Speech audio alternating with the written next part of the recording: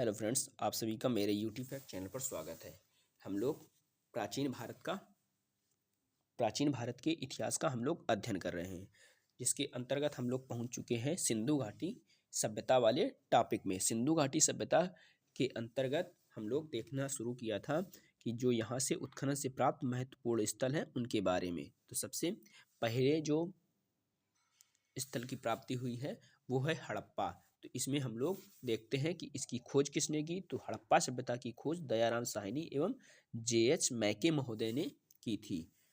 फिर यहाँ से हम लोग इसकी लोकेशन देखते हैं कि ये कहाँ पर वर्तमान में इसकी अवस्थिति पाई जाती है। तो जो पाकिस्तान का पंजाब प्रांत है, पंजाब प्रांत के साहिवाल जिला है, तो साहिवाल जिले में माउंट गोमरी जगह पड़ती है।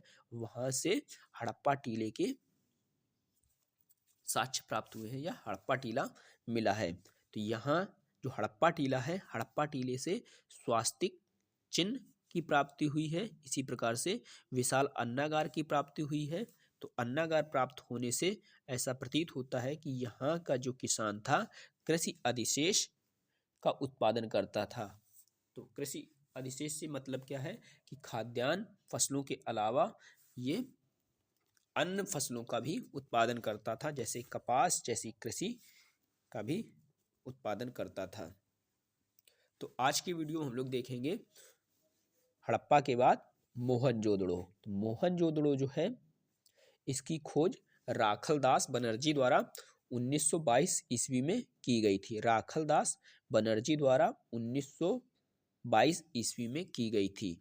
इसकी अवस्थिति है पाकिस्तान के सिंध प्रांत, जो पाकिस्तान का दक्षिणी प्रांत है उसे कहा जाता है सिंध प्रांत। जो सिंध प्रांत के लरकाना जिले में सिंधु नदी के तट पर इसकी अवस्थिति पाई गई है। मोहनजोदड़ो शहर जो है इसकी खोज 1922 ईस्वी में राखलदास बनर्जी द्वारा की गई थी तथा इसकी जो वर्तमान स्थिति है वो पाकिस्तान के सिंध प्रांत के लरकाना जिला जो है वहाँ पर इसकी अवस्थिति पाई गई है। अब हम लोग देखते हैं कि मोहनजोदड़ो से क्या क्या प्राप्त हुआ है। तो यहाँ से एक विशाल अन्नागार प्राप्त हुआ है।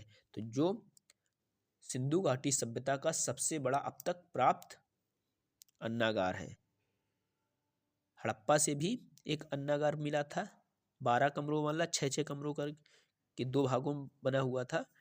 तो ये जो अन्नागार है मोहनजोदड़ो का, तो ये सभी अन्नागारों से विशाल है।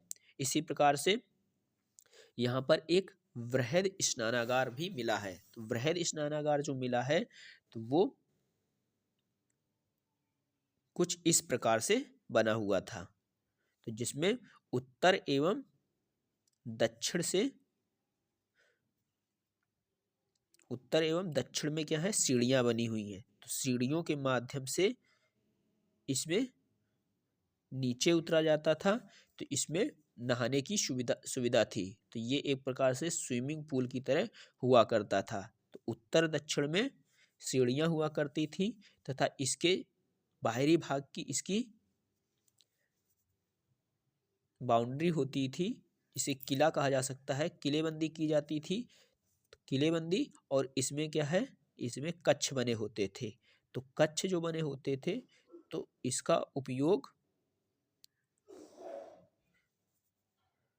नहाने के बाद इसमें वस्त्र चेंज करने के लिए और ठहरने के लिए इन कच्छों का उपयोग किया जाता था।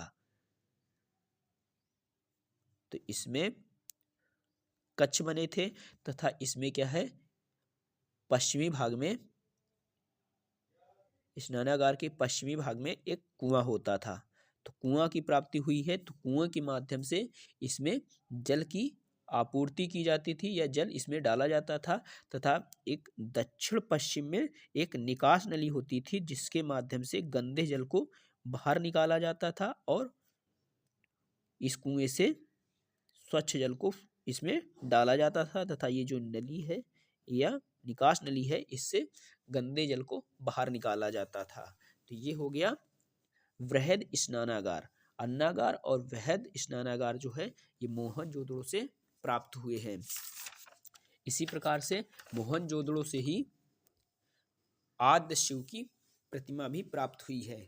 आद्य शिव जिसे प्रोटो शिवा भी कहा जाता है या पशुपति शिव भी कहा जाता है। तो जो ये आद्य शिव प्रतिमा है तो इसमें जो इसके नीचे है 2 हिरणों की अवस्थिति है। 2 हिरणों की अवस्थिति है। इसी प्रकार से दाहिने हाथ साइड एक है गैंडा, गैंडा और ये भैंस। दाहिने सिरे पर गैंडा और भैंस की चित्र बने हुए हैं तथा बाएं साइड हाथी और चीता, हाथी और चीता के चित्र अंकित हैं।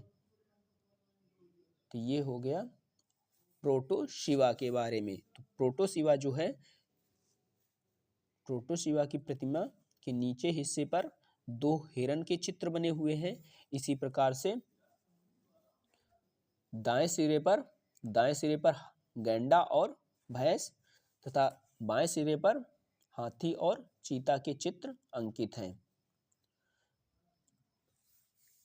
मोहनजोदड़ो से एक कांसे की नर्तकी की भी प्रतिमा प्राप्त हुई है। तो कांसे की एक नर्तकी की प्रतिमा भी मोहनजोदड़ो से प्राप्त हुई है। इसी प्रकार से यहाँ से सूती वस्त्र की भी प्राप्ति हुई है। तो सूती वस्त्र की यहाँ से प्राप्त हुई है, जिससे पता चलता है कि सिंधु घाटी सभ्यता के लोग कपास की भी खेती करते थे। तो जिसे यूनान के लोग सिंडान कहते थे।